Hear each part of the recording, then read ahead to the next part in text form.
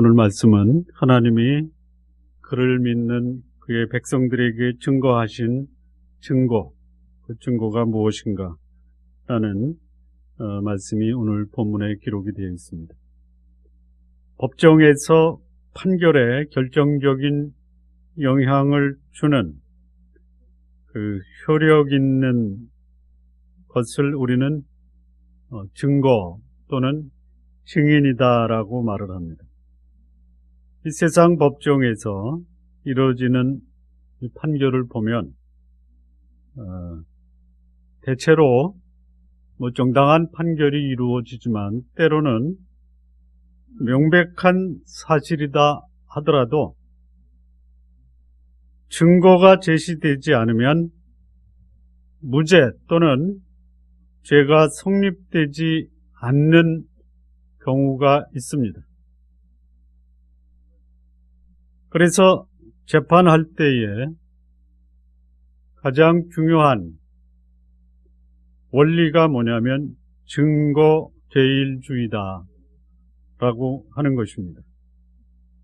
그래서 법정에서 재판을 받을 때 자기에게 유리하게 판결이 나도록 때로는 거짓 증인을 세우기도 하고 또 거짓 증인에 의해서 해당되는 죄가 없음에도 불구하고 유죄로 판명되어 법의 심판을 받는 경우도 있습니다. 명백한 범죄를 저지른 사실과 명백한 증거가 있음에도 불구하고 증거로 받아들이지 않아 다른 사람에게 막대한 피해를 끼친 자가 무죄로 석방되는 사항도 오늘 우리들의 현실입니다. 그래서 세상의 법정은 공정하지 못하고 온전하지 못하는 것입니다.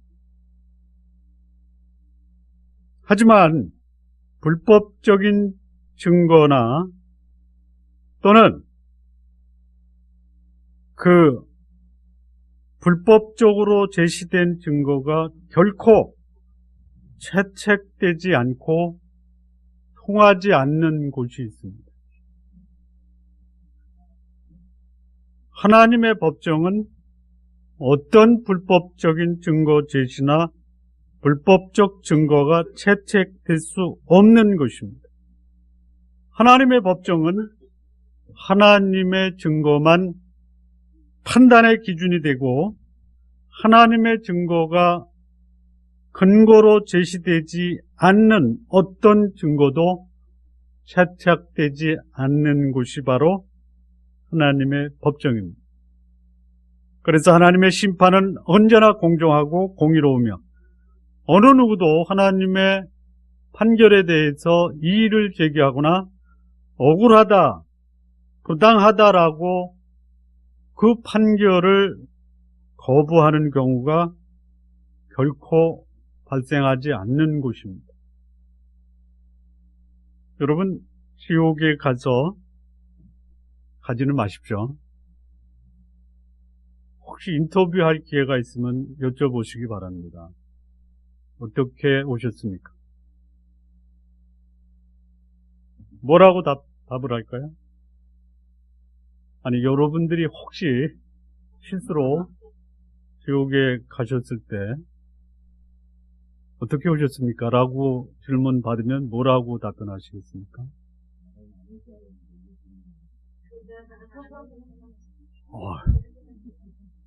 그런 사람들이 가는 곳입니다. 뭐라고 얘기하냐면 올만 하니까 왔죠. 억울하지 않습니까? 억울하다라고 질문하면 억울하다라고 말할 수 있는 사람이 한 사람도 없습니다. 천국에 가서 인터뷰를 합니다. 어떻게 오셨습니까? 뭐라고 답변할까요? 못 올 줄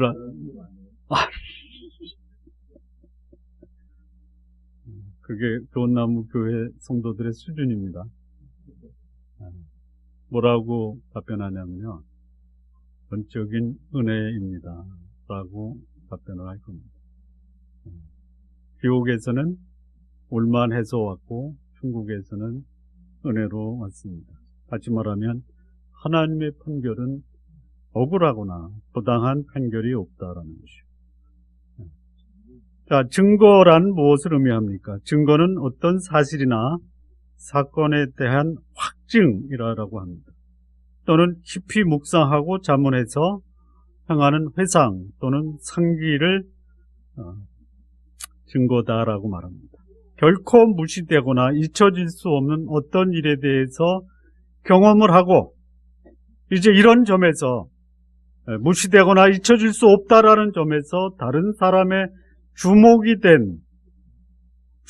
대상이 된 사람이 그 경험의 내용을 적절하게 진술함으로 그 진위를 의식적으로 상기시켜 주는 것을 증거다라고 사전에 명시되어 있습니다. 다시 말하면 이 증거는 법적인 효력이 있습니다.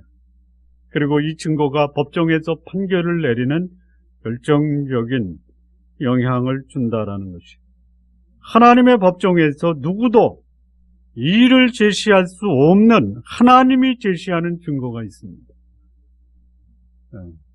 이 증거는 하나님의 법정뿐만이 아니라 오늘을 살아가는 이 땅의 모든 사람에게 유효한 그 사람의 인생과 운명을 결정하는 증거입니다. 이 증거를 따를 것이냐 아니면 이 증거와 상관없이 살 것이냐, 그것이 하나님이 이 땅에 허락하신 우리의 생명과 삶을 결정하는 결정적인 증거가 되는 것이죠.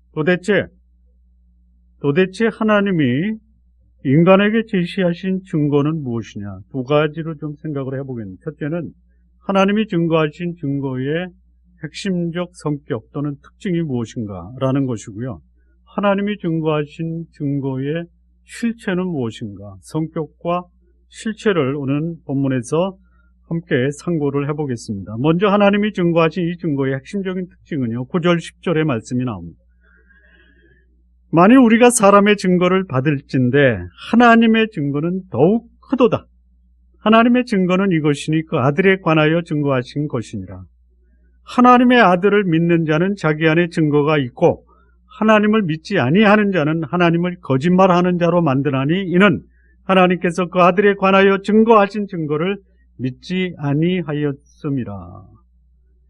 하나님이 증거하신 증거의 핵심적 특징이 뭐냐? 그것은 여기 본문에 보면 우리가 사람의 증거를 받을진대 하나님의 증거는 더 크도다. 사람이 말하는 것도 봤는데 하나님의 증거는 사람이 증거하는 증거보다 훨씬 더 확실하고 훨씬 더 위대하다라는 것이. 그게 하나님의 증거의 핵심적인 특징입니다. 다른 어느 것보다도 위대하고 다른 어떤 것보다도 확실히 믿을 수 있는 거짓이 아닌 증거다라는 것이요. 그리고 그 증거의 내용은 하나님의 아들 예수 그리스도에 관한 증거다라는 것입니다. 증거라는 것이 믿을 수 있는 근거를 말하는데 하나님이 증거하신 이 증거보다 확실하며 위대한 증거가 없습니다. 진실에 근거한 것이고 믿을 만한 증거가 바로 하나님이 증거하시는 증거입니다. 본문에 사람들의 증거도 받을 만하다라고 했습니다. 사람들이 말하는 그 말이 그럴듯하면요, 그것이 진실이냐 아니냐에 상관없이 그럴듯하게 말하는 사람들의 증거에 감동을 받습니다. 이제 우리나라도 국민 심판제가 도입이 됐죠. 이건 배심원 제도입니다. 배심원이 설득을 당하면 그 행위가 진실이냐 아니냐에 상관없이 감동받으면 배심원이 유죄냐 무죄를 판결을 할 수가 있어요.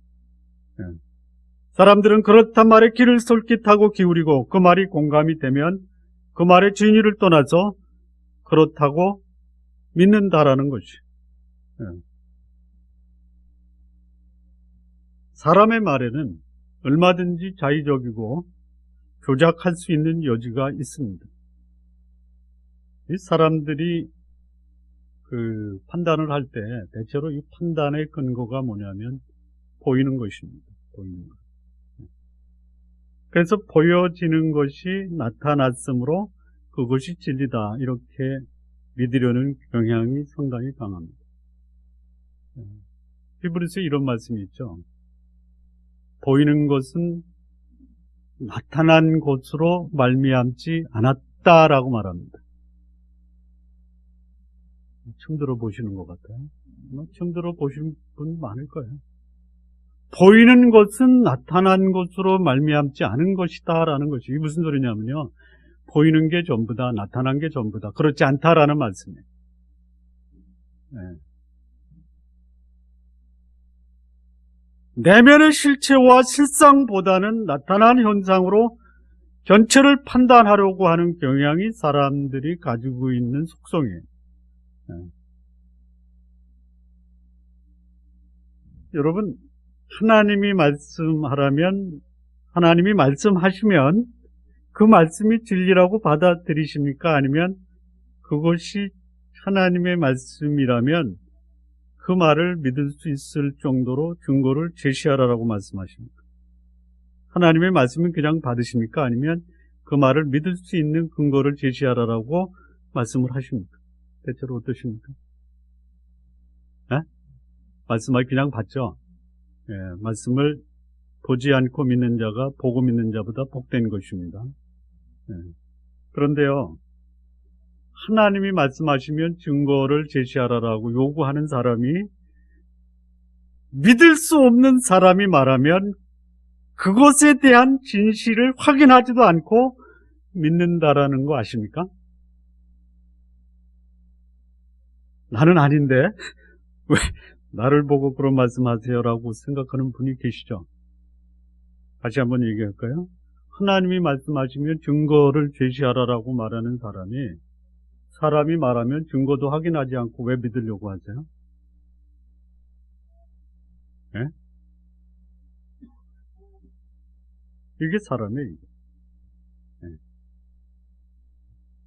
사람이 존재하는 것, 인간이 존재하는 것, 육체적 실체만 보여지고 나타나기 때문에 보여지지 않는 것에 대해서는 무관심하거나 아예 무시하는 경향이 사람들에게 있습니다. 그런데 그것이 잘못됐다라는 것이에요. 왜 잘못됐냐면요, 보이지 않는 것에 대해서도 아주 보이는 것 이상으로 확실하게 믿고 있는 것들이 많다라는 것이에요. 쉽게 얘기할게요. 그 사람 믿을 수 없어 라고 확실하게 믿고 계시죠? 예? 무슨 말인지 모르세요? 예.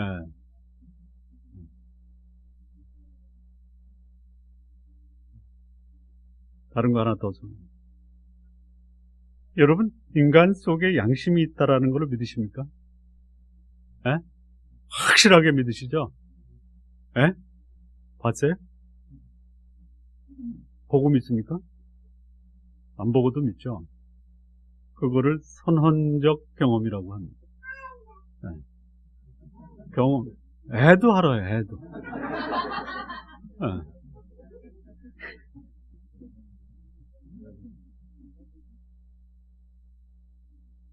인간의 양심과 의식 속에 알고 있는 것이 뭐냐? 인간의 실체가 육체가 전부가 아니다라는 것을 알고 있어요. 예.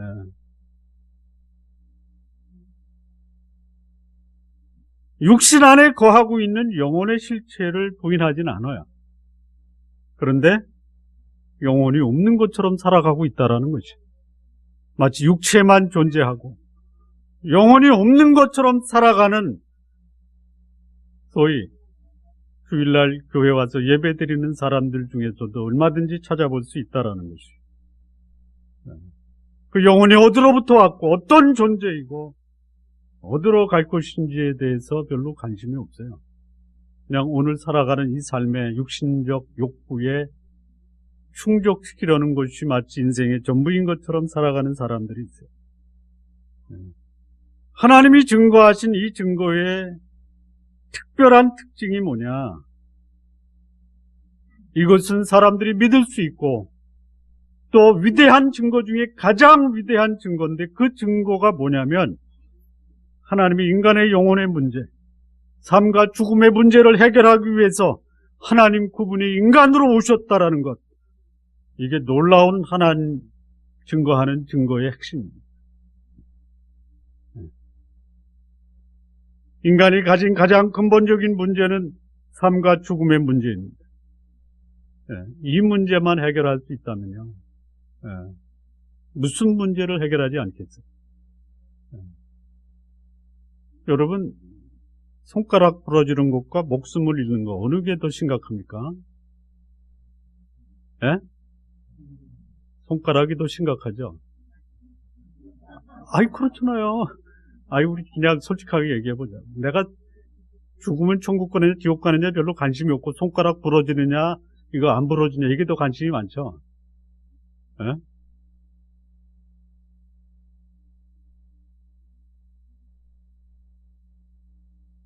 우리 교회 어느 장로님이 암에 걸렸다가 기적적으로 회복이 되셨거든요. 그러시더라고요. 이대로 죽을 순 없다. 이대로 죽을 순 없다. 그래서 여쭤봤어요. 어떻게 죽으시려고요?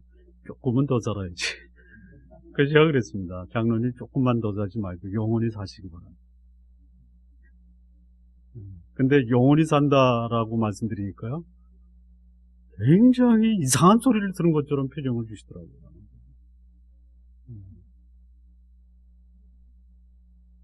영원히 살 수 있다라고 증거하신 그 증거가 가장 확실하고 가장 위대하다라고 하나님이 증언하십니다.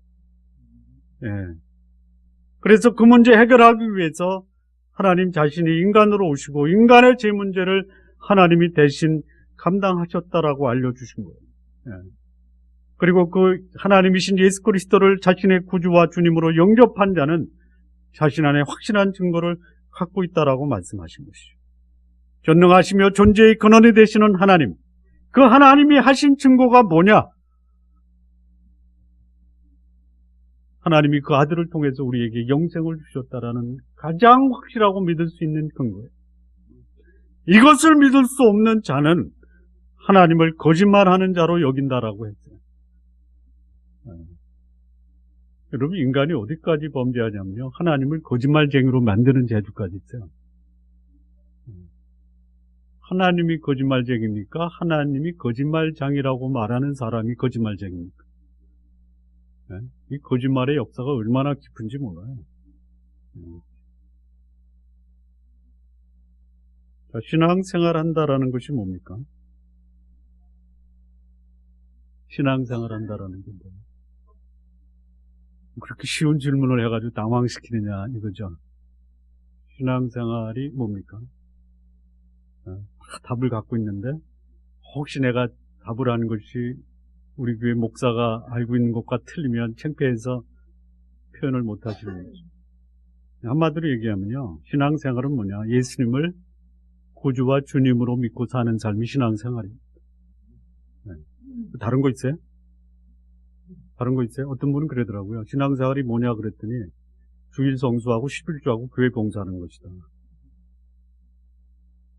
그거 아니죠? 아닌 거 아시죠? 신앙생활이 뭐라고요?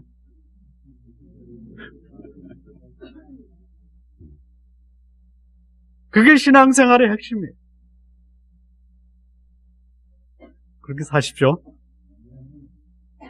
아멘하고 못 사시는 분들은 뭐라고 말씀을 드려야 될지 모르겠어요.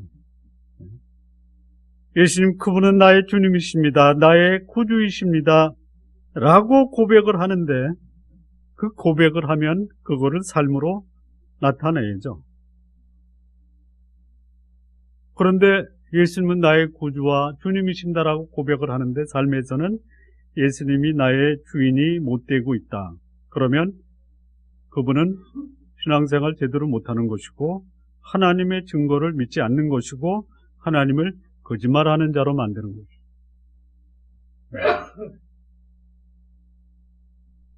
증거를 갖고 있다면 그 증거가 나의 생명과 삶에 결정적인 영향을 끼치는 증거라고 하면은 그 증거에 걸맞는 삶을 사셔야 돼요. 증거를 갖고 있으면서도 내 삶에 아무런 영향을 주지 못한다면 그런 사람에게 예수 그리스도 안에 있는 생명이 그 안에 있다라는 증거가 없다라고 말하는 것과 똑같은 겁니다. 하나님을 거짓말하는 자로 만드는 자가 뭘 못하겠어요? 우리 성도 여러분, 여러분 안에 하나님의 증거이신 예수 그리스도가 살아 계시다면은 그 예수 그리스도로 인해서 그 예수님의 모습이 여러분을 통해서 드러내기를 진심으로 기원합니다. 자, 두 번째, 구체적으로 하나님이 증거하신 그 증거의 실체는 무엇인가? 본문에서 네 가지로 우리에게 그 증거를 제시하고 있습니다. 첫 번째입니다. 11절에서 13절 말씀을 보시면요. 또 증거는 이것이 하나님이 우리에게 영생을 주신 것과 이 생명이 그의 아들 안에 있는 그것입니다. 아들이 있는 자에게는 생명이 있고 하나님의 아들이 없는 자에게는 생명이 없느니라.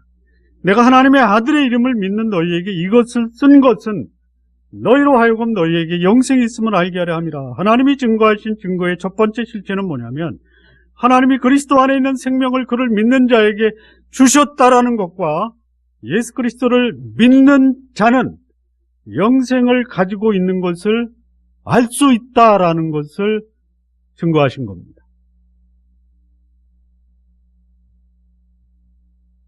예수 그리스도를 영접해서 그를 모시고 사는 사람에게는 생명이 있다라는 것을 알 수 있다라고 말씀합니다. 이게 무슨 말이냐면요. 그냥 쉽게 얘기하겠습니다. 자, 믿는 것과 아는 것, 어느 게 더 수준이 높은 겁니까? 믿는 겁니까? 믿는 거라고 말씀하셨습니까?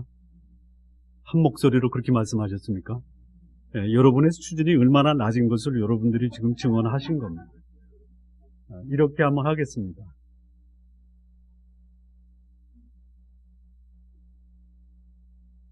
예를 드는 거예요. 예지가 와서 엄마, 나는 엄마가 엄마인 것을 믿어. 이렇게 얘기했어요. 기분이 어떠세요? 예? 이상해? 이상해? 예? 왜 이상해? 믿는데. 당연한 거죠. 그런데 지민이가 와서 나는 엄마가 너무너무 좋아. 그러면 예지하고 지민이 누가 더 그냥 감동을 주는 거예요? 그렇죠. 왜? 얘는 믿고 얘는 뭐 하는 거예요? 그렇죠. 알죠. 얘는 믿고 얘는 알아요. 믿는 자가 고마워요? 아는 자가 고마워요? 그러니까 우리의 기도를 믿습니다 하면 하나님 뭐라고 하나요? 뭐라고 하실 줄 알아요? 그렇게 못 믿냐? 우리의 신앙생활이 그렇다라는 거죠. 하나님이 증거하신 증거가 뭐냐? 내가 하나님의 아들의 이름을 믿는 너희에게 이것을 쓴 것은 하나님의 아들의 이름을 믿는 너희에게 이것을 쓴 것은 너희로 하여금 너희에게 영생이 있음을 알게 하려 하심이라. 이거 증거하신 거예요. 예? 믿는 믿음에서 아는 믿음으로 이제는 좀 변화하시기 바랍니다. 예? 아는 것만큼 보이고 아는 것만큼 행동하고 아는 것만큼 살아가는 것이에요. 여러분 믿음대로 살아가기가 쉽지가 않죠. 예. 아는 만큼 살아가는 거예요. 여러분 대체로 믿지 못하는 것 가지고 믿고 싶을 때 믿습니다 하죠. 아는 사람은요 이 안에 마음의 평안과 그 고요함을 유지할 수가 있어요. 근데 믿지 못하는 이 속에서 불이 나는 거예요.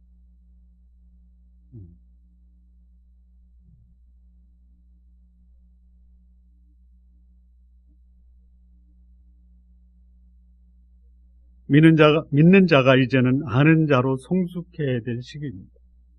네.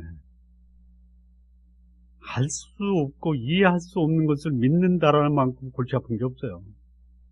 네. 이해는 안 돼. 그러나 믿으려고 몸부림을 치고 있어요. 그러면 불안은 가중되는 거예요. 네.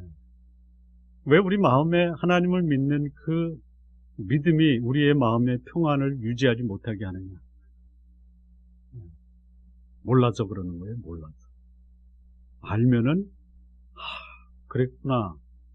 그 순간 마음에 그 풍랑이 있는 이 파도가 가라앉는, 아는 데까지 나가시기 바랍니다. 아는 데까지. 내가 하나님의 아들을 믿는 믿음과 아는 것에 장성한 분량까지 이뤄야 된다. 여러분, 고통이 생길 때 못 믿어서 불안한 것이 아니고요. 이해가 안 되고 납득이 안 돼서 괴로운 거예요. 이해가 되고 납득이 되고 그것이 충분히 공감이 돼서 이해하게 되면 마음에 이 파도는 사라지는 거예요. 하나님이 증거하신 것이 뭐냐? 아들 있는 자는 생명이 있고 그 아들로 인해서 생명을 얻은 자는 그것을 충분히 이해하고 납득할 수 있는 상태로 성장할 수 있다라는 것을 증거하는 것이죠. 좀 성숙한 신앙의 단계로 장성한 신앙생활을 하시기를 바랍니다. 두 번째입니다. 두 번째. 하나님이 증거하신 증거의 두 번째 내용은 뭐냐면 14절 15절입니다. 그를 향하여 우리의 가진 바 담대한 것이 이것이니 그의 뜻대로 무엇을 구하면 들으십니다. 우리가 무엇이든지 구하는 바를 들으시는 줄 안즉 우리가 그에게 구한 그것을 얻은 줄을 또한 아는다. 얻은 줄을. 얻을 것을 아는 것이 아니라 얻은 줄을 아는다. 하나님이 증거하신 증거의 두 번째 내용이 뭐냐면 하나님의 뜻대로 구한 기도는 반드시 응답을 받는다라는 것이. 기도의 응답에 대한 교훈을 하나님이 우리에게 증거하고 계시는데요. 그 기도에 대한 응답의 교훈이 뭐냐? 이런 기도는 응답받지 못합니다. 첫째, 내 뜻대로 구하는 것은 응답받지 못합니다. 둘째, 정성껏 기도하는 것도 기도 응답과는 무관하다.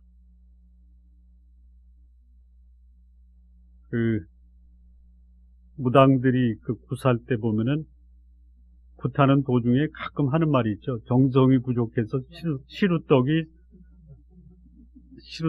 뭐라 그러죠? 상했구나 이렇게 예? 설었다? 설었다. 예. 여러분, 하나님은 정성껏 기도하는 것에 별로 관심이 없습니다. 무당들이나 일부 목사들은 정성껏 기도하라고 하지만 하나님은 정성껏 기도하는 것이나 자기 뜻대로 기도하기 위해서 정성을 들이는 것은 별로 관심이 없어요. 예? 예. 어떻게 기도해야 돼요? 하나님의 뜻대로 기도하십시오. 근데 한번 생각해 보세요. 우리가 기도하는 기도의 내용이 대체로 어떤 기도입니까? 정성껏 기도하시죠? 예? 두 번째, 내 뜻을 좀 들어주십시오. 그리고 불안하시죠? 예, 그리고 불안하죠. 예, 그러니까 여러분 아십시오. 여러분이 드린 정성껏 기도하는 것과 여러분의 뜻을 하나님께 구하는 기도는 여러분을 불안하게 한다. 경험적으로 아시죠? 그러니까 그런 기도 하지 마십시오.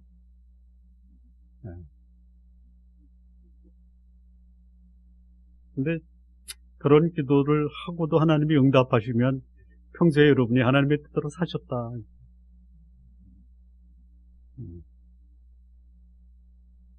기도에 대한 하나님의 증거는 우리가 요청한 대로 하나님이 응답하신다라고 말하지 않습니다. 하나님의 뜻대로 기도한 것을 하나님이 들으신다라고 말씀하는 거예요. 정성껏 기도하면 응답하시겠다라고 말한 적이 없어요. 하나님의 뜻대로 구한 것을 응답하십니다. 우리가 기도하는 기도의 내용이 하나님을 기쁘시게 하고 하나님 뜻에 합당하면 그것이 무엇이든지 간에 응답하시겠다라고 말씀합니다. 하나님 제 목숨을 거둬주십시오. 그게 하나님의 뜻이면 거둬가시죠? 아니다. 너는 아직도 이 땅에서 해야 할 일이 있다. 함부로 그런 말 하지 마라. 네 목숨은 내가 데려가는 것이지 네가 나보러 가져가라고 해서 가져가는 것이 아니야. 여러분, 우리의 기도 중에 하나님이 가장 확실하게 들어주는 기도의 방법이 하나 있어요. 네.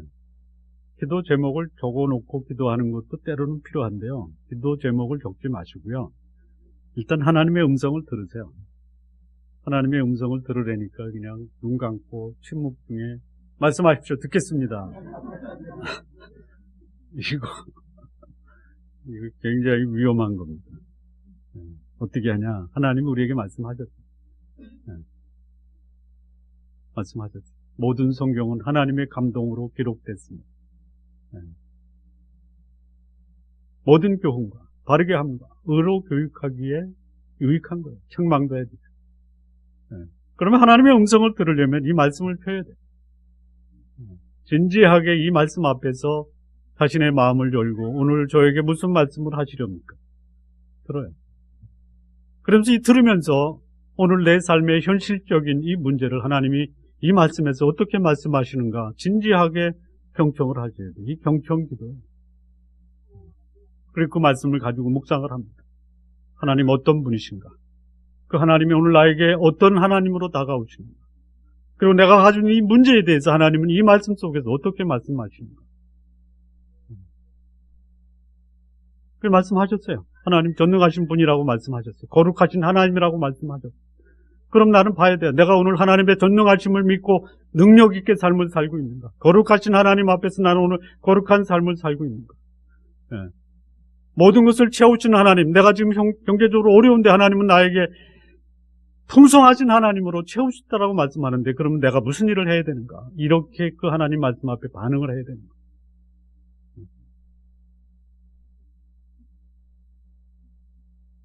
우리 둘째가 손가락이 잘라졌어요. 손가락. 하나님께 기도해서 하나님 살려주십시오. 그랬더니 야, 이 살아있는데 무슨 살려달라고 그래. 붙여달라고 해야지. 그건 당황해서 한 거고요. 나 이게 뭡니까? 모르니까 이해가 안 되니까. 이게 뭡니까? 하나님 뭐라고 답변하시냐면 손가락 부러진 것과 목 부러진 게 어느 게 더 나냐? 그러시더라고요. 손가락 부러진 게 낫죠. 목숨이 붙어 있으니 무슨 일을 해야 될지 네 아들에게 똑바로 전하라. 알겠습니다. 네, 그랬어요. 아들아, 손가락 부러진 것과 목숨을 취하는 거. 그래도 지금이 낫지. 한순간에 손가락 부러지는 게 한순간에 목숨까지도 날아갈 수 있는. 그러면 살아있는 동안 어떻게 살아야 될지 진지하게 고민하는 시간을 갖고 하나님 앞에서 네 인생을 다시 한번 좀 생각할 수 있는 기회로 삼아라. 이렇게 얘기를 했어요. 그게 경청기도입니다. 하나님이 나에게 무엇을 원하시는가. 그리고 하나님의 뜻에 합당하다면 하나님은 그것을 100% 응답하십니다. 기도한다라는 것이 하나님의 청구하는 것이나 하나님께 요청하는 것이 아니다라는 것이에요. 내 문제에 대해서 하나님이 어떻게 생각하시고 나로 하여금 어떻게 하기를 원하시는가 그것을 물어야 되는 것이에요. 말씀드린 대로 기도하고 나서 마음의 평안을 유지할 수 있다면 기도 응답을 받은 겁니다. 문제 해결이 된 것이 아니고 기도 응답을 받은 겁니다. 여러분 문제가 해결돼도 불안한 사람 있죠? 네? 있어요. 문제가 없어도 불안하게 사는 사람이 있어요. 생기지도 않은 문제를 갖다 걱정하면서 그런데 문제가 뭐 산더미처럼 쌓여있는데도 마음의 평안을 유지하는 사람이 있어요.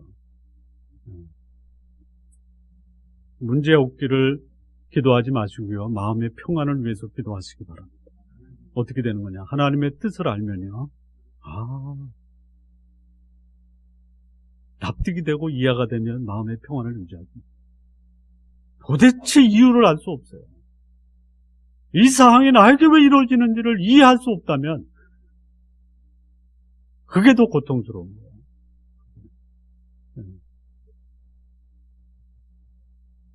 이거는 조금 이해를 돕기 위해서 하나 더 말씀을 드리겠는데요. 여러분, 어제 두바이 비행기가 러시아 상공에서 떨어져서 56명이 죽었죠. 네, 소식을 접했어요. 여러분 마음에 무슨 불안 또 이런 거 있습니까? 없죠? 없죠? 떨어졌네? 이거죠? 그럴 수 있다라는 거죠. 거기 내 가족이 하나 탔어요. 그럼 어떻게 되는 거예요? 말도 안 되는 거죠.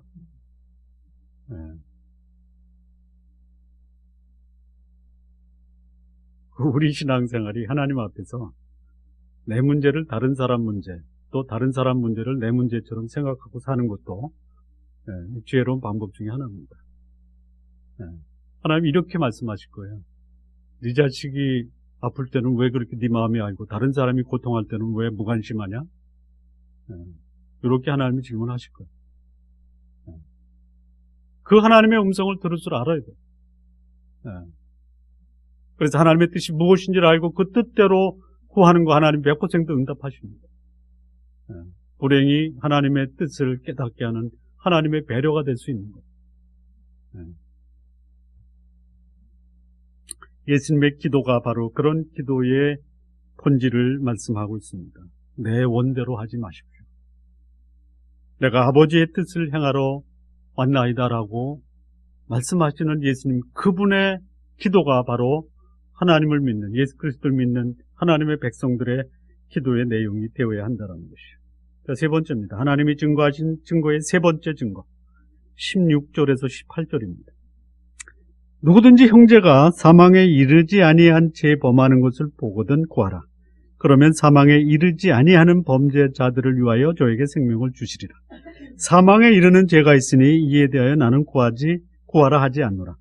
모든 불의가 죄로 돼 사망에 이르지 아니하는 죄도 있도다. 하나님께로서 난 자마다 범죄치 아니하는 줄을 우리가 아노라. 하나님께로서 나신 자가 저를 지키심에 악한 자가 저를 만지지도 못하느니라. 하나님이 증거하신 세 번째 증거가 뭐냐면요, 회복될 수 있는 죄와 결코 회복될 수 없고 멸망에 처하는 죄가 있다라고 증거하십니다. 우리 그리스도인, 나의 죄를 위해서 친히 그 죄를 감당하시려고 십자가에 달리신 예수 그리스도를 믿어 죄와 사망에서 구원받은 사람입니다. 그런데 이 자녀들이 세상에 살면서 세상의 오염과 부패와 죄로 인해서 영향을 받을 수가 있어요. 죄를 지으면서 살 수 있다라는 것이죠. 그런데 그 죄는요, 회복될 수 있다라고 합니다. 그 회복을 위해서 하나님 우리에게 만들어주신 하나님의 배려의 장치가 뭐냐면 자백이에요, 자백.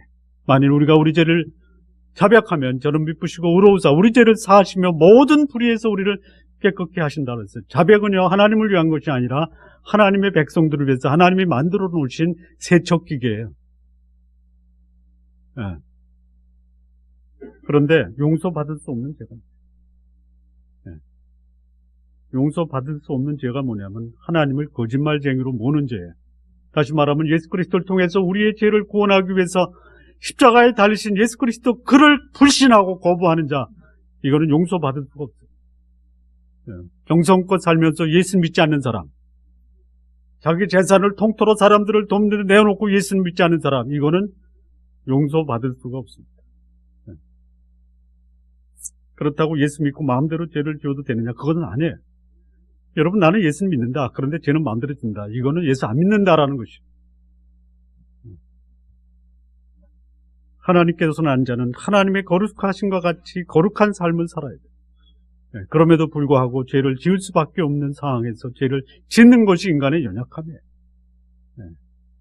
그 죄를 하나님 앞에 자백하고 자기의 죄를 인정하면 하나님 앞에서 깨끗함을 받을 수 있다. 이것이 하나님이 증언하시는 증거의 세 번째 내용. 마지막 네 번째입니다.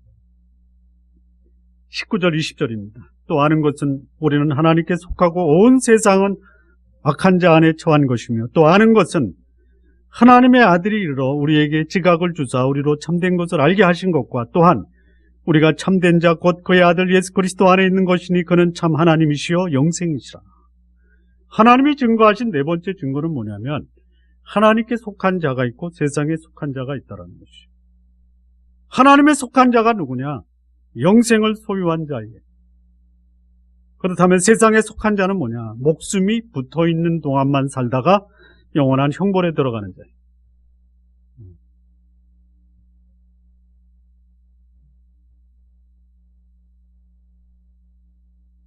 몹쓸병에 걸려서 시한부 인생을 사는 분에게 소원은 뭐냐면 생명의 연장이죠. 그래서 하나님이 생명을 연장시켜줬어요. 그랬더니 옛날로 돌아가요. 다시 말하면 생명을 연장시켜 놓으면 거룩하고 깨끗한 삶을 사는 게 아니라 더러운 삶으로 돌아가려고 하는 경향이 사람들이에요. 그냥 목숨만 부지하고 살려고 하는 거예요. 그런데요, 그런 죄 가운데 빠져서 세상과 함께 살고 목숨만 연장시키려고 하는 사람은요, 그에게 기다리는 것은 영원한 형벌입니다. 하나님께 속한 자는 이 땅에서부터 하나님과 동행하며 하나님의 생명을 받고 그의 육신의 삶이 하나님에 의해서 거둬지는 그 순간 그는 영원한 영생 하나님 나라에 들어가는 것이죠. 여러분, 장례식장에 가면은요, 가장 큰 위로가 되는 말이 고통 없는 편안한 곳에 가셨으니까 마음 놓고 보내드리세요. 이렇게 위로를 합니다. 참 그 말보다 위로가 되는 말이 어디 있겠어요. 그런데 그 말이 희망이냐 아니면 진실이냐. 희망이에요, 진실이에요.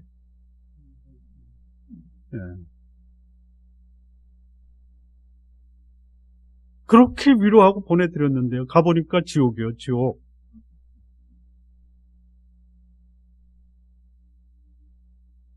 여기 하나님이 약속하신 것이 뭐냐면 하나님께 속한 자는 영생이라 그랬어요. 영생. 여러분, 이 땅에 와서 사는 동안 여러분이 결정해야 될 가장 위대한 결정이 뭐냐? 내 영원히 어디서 살 것인가를 결정하는 것이 여러분의 목숨이 이 땅에 사는 동안 결정해야 될 가장 큰 결정이에요. 천국에서 영원히 살 것이냐 아니면 지옥에서 영원히 살 것이냐. 두 군데밖에 없어요. 중간 없어요. 뭐 어느 곳에서는 중간이 있다라고 해서 그 중간 지역에 가서 거기서 여기 살아있는 사람이 기도하면 좋은 데 갈 수 있고 여기 살아있는 사람이 좋은 일 못하면 나쁜 데 갈 수 있다. 이거 그야말로 그렇게 말하는 사람은 제 말이 아니고요. 하나님 말씀이 근거해서 똑같이 나쁜 곳에 갈 거예요. 인간의 생명이 이 땅에 존재하다가 없어지는 존재가 아니에요. 하나님께 속한 자는 영혼을 위해 살아가는 것이에요. 영성을 위해 사는 것이에요. 그러나 세상에 속한 자, 눈에 보이는 세상의 재물, 쾌락, 권력을 위해 살다가 수명을 다하면요, 허무하게 영원한 형벌의 세계로 들어가는 것이에요.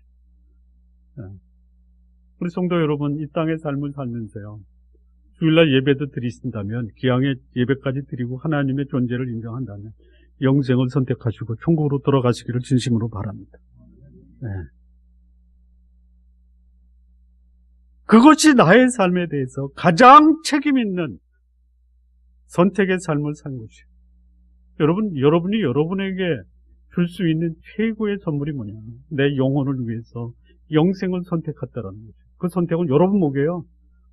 영생을 갖다가 주시는 분은 하나님이시지만 주시는 그 영생을 받아들이는 사람은 나예요. 하나님은요, 며느리도 없고요, 사이도 없고요,